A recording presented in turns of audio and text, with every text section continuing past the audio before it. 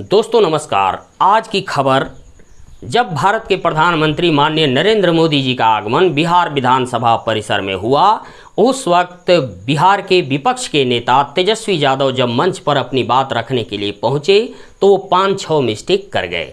दोस्तों आज मैं बताने जा रहा हूं आपको कि आखिर तेजस्वी यादव जी से मिस्टेक क्यों हुआ, और ये मिस्टेक तो नीतीश कुमार जी और नरेंद्र मोदी जी से भी होता है, लेकिन वो भाषण में इसे मैनेज कैसे करते हैं, जबकि तेजस्वी यादव जी ऐसा नहीं कर पाए। चलिए वीडियो को शुरू करते हैं। सबसे पहले तेजस्वी यादव जी के लिए डोंट वरी तेजस्वी यादव जी, ऐसा होता है, सबके साथ होता है।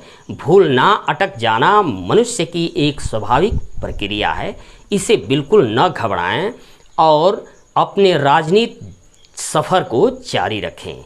देखिए, एक बार माननीय नरेंद्र मोदी जी भी बिहार में आए थे तो वो 2-3 मिस्टेक कर गए थे, जैसे तक्षशिला यूनिवर्सिटी को वो उन्होंने बिहार में बता दिया।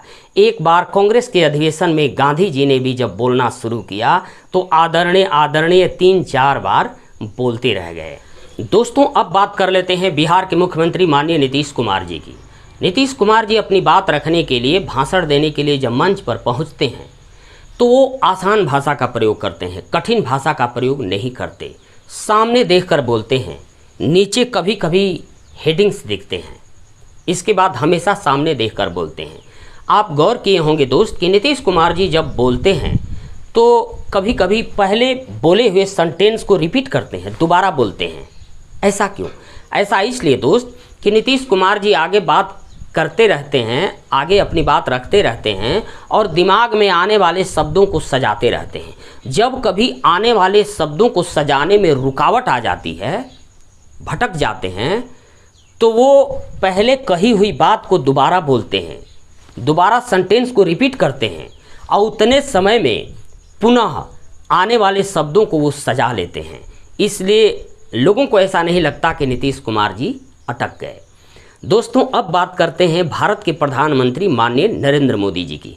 नरेंद्र मोदी जी जब अपनी बात रखते हैं, भाषण देते हैं, तो वो भी आसान भाषा का प्रयोग करते हैं।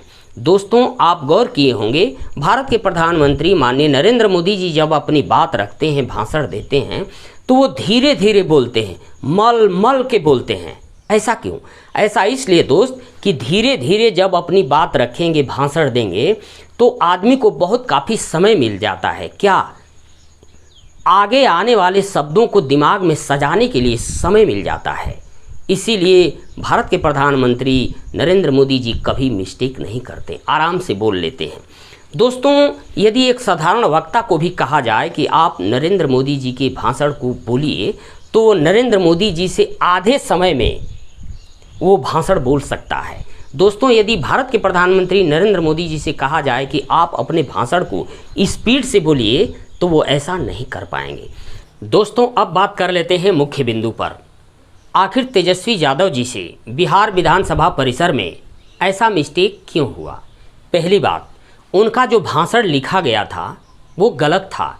इतना क्लिष्ट, इतना कठिन, इतना अलंकृत भाषा नहीं होना चाहिए था। उनका भाषण बिल्कुल आसान भाषा में होना चाहिए था। भाषण में उन शब्दों का अधिक प्रयोग करना चाहिए था जिन शब्दों का प्रयोग अक्सर तेजस्वी यादव जी मंच पर किया करते हैं।